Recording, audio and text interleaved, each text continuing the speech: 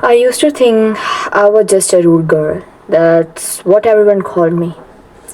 Rude, disrespectful, difficult, too sensitive, too angry. People only saw the way I spoke when I was upset. They saw me rolling my eyes, raising my voice, shutting down, becoming cold, or pushing people away. They saw the reaction.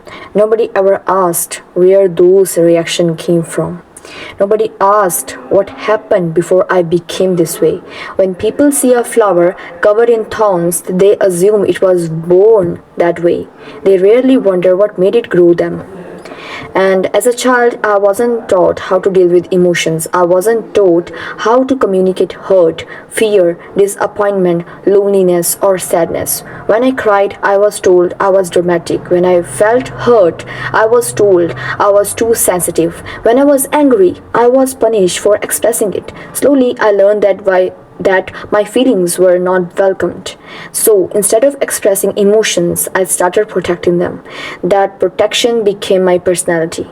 When a child grows up feeling constantly criticized, they become hyper aware of judgment. Every comment starts feeling like an attack. Every disagreement feel like rejection. Every mistake feel like a proof that they are not good enough. After years of this, the mind adapts. It creates armor. Some children become quiet, some become people pleasers, some become perfectionists, and some become rude. Not because they enjoy hurting others, but because they are trying not to get hurt first.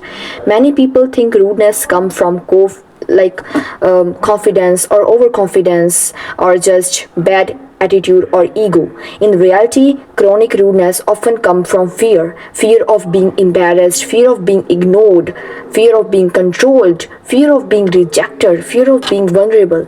A teenager who grew up in an emotionally unstable environment often learns that softness is dangerous, even if every vulnerable moment was met with criticism, why would she stay vulnerable?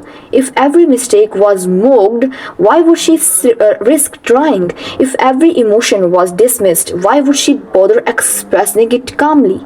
Eventually, she learned something powerful: attack before being attacked, reject before being rejected, leave before being abandoned, and hurt before being hurt. The problem is that these survival strategies don't disappear when childhood ends. The child grew up and environment changes, but the nervous system doesn't realize that. It still thinks it is fighting old battles. A friend asks simple question, she hears criticism. And a teacher gave advice, she hears judgment. Someone disagree, she hears rejection. Someone get close, she feel danger. Because trauma doesn't always remember facts. Remember, trauma doesn't always remember facts. It remember feelings. It remember what kind of hurt it felt. The body remembers, the mind remembers, and the heart remembers. Even when the person doesn't fully understand why, sometimes the rude teenager is actually carrying years of invisible grief. Grief for childhood she never had, grief for comfort she never received, grief for affection she always wanted, and grief for safety she deserved. She may look angry, but underneath anger is often pain.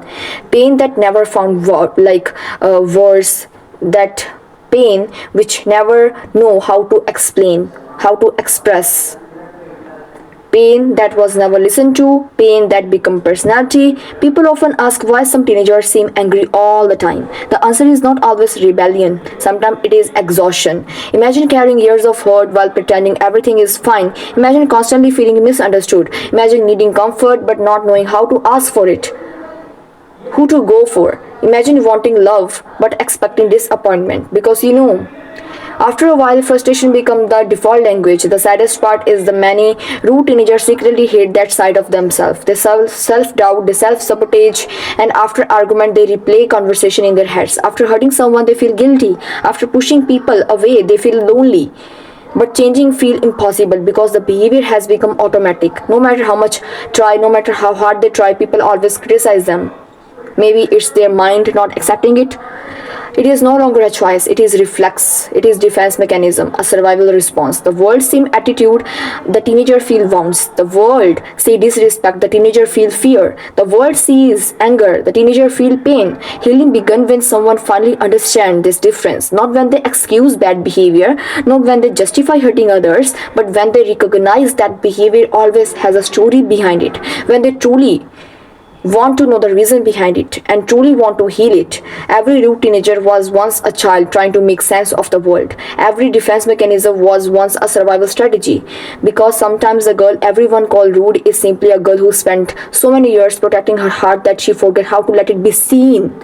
And the truth is, loudest anger often come from the deepest hurt. The coldest people are not always heartless. Sometimes they are carrying heart that were broken long before anyone noticed. Yes, it is true.